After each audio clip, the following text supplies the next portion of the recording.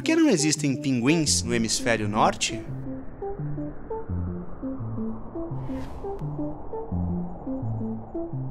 Os pinguins modernos são os que a gente encontra hoje, né? Esses que são os existentes.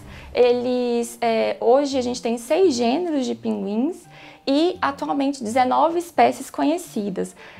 Tem alguns trabalhos que propõem mais espécies, mas atualmente são 19 espécies conhecidas. E os pinguins fósseis são aqueles que são encontrados por paleontólogos, né? Que fazem também esse trabalho de verificar qual que é a idade daqueles fósseis e tudo mais. O fóssil mais antigo, né, dos pinguins, ele foi encontrado há mais ou menos 61 milhões de anos atrás, onde hoje a gente sabe que é a Nova Zelândia.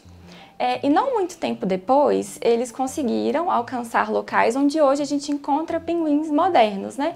Como, por exemplo, a Antártica, na América do Sul e também na Austrália. Os pinguins têm características adequadas para a vida marinha. Eles têm ossos densos, então esses ossos densos eles permitem que eles alcancem profundidades maiores e não fiquem flutuando. Então assim eles conseguem se movimentar, né, melhor dentro da água. Eles também têm as asas em formato de pás, que também permitem esse nado mais eficiente, assim como os músculos peitorais que são mais fortes, que também auxiliam no nado deles dentro da água. Outra coisa muito interessante são as penas, né? As penas também elas são densas e impermeáveis. E aí elas criam ali um ambiente de isolamento térmico. Então esses pinguins eles não perdem temperatura quando eles estão dentro da água. Todas essas características para a vida marinha auxiliam, né, nessa distância percorrida por eles. E atualmente a gente tem vários estudos em que são colocados transmissores GPS nos indivíduos e aí se acompanha essas viagens. Então tem vários estudos que acompanham essas viagens dos pinguins e aí a gente vê que realmente eles têm uma dispersão muito acentuada. Tem um estudo com pinguins de Magalhães, que são os que vivem aqui na Argentina, em que eles identificaram um indivíduo que conseguiu nadar, por exemplo, 1.500 quilômetros e depois voltar para o local onde existe a colônia. Então, assim, 800 quilômetros, 1.000 quilômetros. Então, eles conseguem fazer isso e retornar para o local onde tem as colônias. Dependendo da espécie, elas fazem colônias em locais diferentes. Alguns utilizam cavernas, outros utilizam pedras, né, para fazer os seus ninhos. E aí, todo ano, eles voltam ao local de origem e fazem essa cópula, né, entre os indivíduos para ter os filhotes. E aí depende de espécie para espécie, quantos ovos, como que é assim, mas eles têm as colônias perto de costas, né?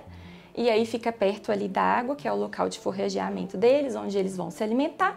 E eles têm essas colônias em terra. Como a linhagem dos pinguins é muito antiga, né? O primeiro fóssil data lá de 60 milhões de anos atrás. Como eles têm essa capacidade de dispersão devido às características que eles apresentam, né, para a vida marinha e também essa diferença de habitats que eles ocupam, a gente pensou assim, por que eles não conseguem atravessar e chegar no hemisfério norte? E assim, a questão central da nossa pergunta é, será que a conservação filogenética de nicho está atuando ali? E o que seria essa conservação filogenética de nicho? Seria os pinguins viventes herdarem o nicho dos ancestrais.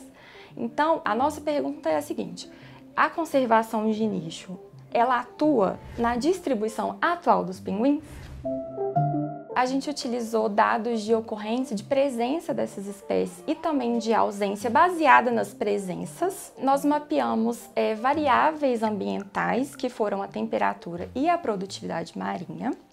E assim a gente fez um modelamento de nicho dos pinguins. E para o teste de conservação filogenética, a gente fez um teste estatístico que vai nos mostrar se tem a herdabilidade do nicho dentro da linhagem. Com a modelagem, a gente identificou que o hemisfério sul ele é mais adequado, ele tem as características ambientais mais adequadas para os pinguins do que o hemisfério norte. Porém, o hemisfério norte também mostrou que existem algumas regiões isoladas que permitiriam a sobrevivência dos pinguins. E o teste de conservação filogenética de nicho nos mostrou que realmente eles têm um sinal forte de conservação de nicho ancestral. Essa conservação filogenética de nicho, o que acontece? Os primeiros pinguins, né, os fósseis que foram encontrados, eles foram encontrados em locais que naquela época não era polar, não existia pinguim em ambiente polar. Esses ambientes, eles eram mais amenos.